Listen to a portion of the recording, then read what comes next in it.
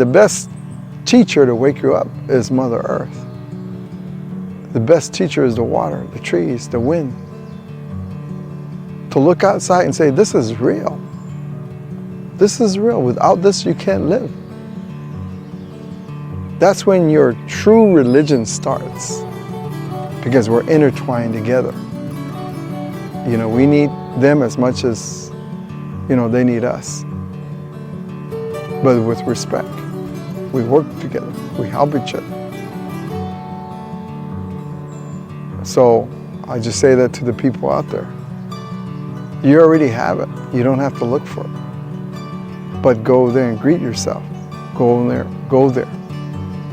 And then as you're in those deep sleeps, it will begin to talk to you.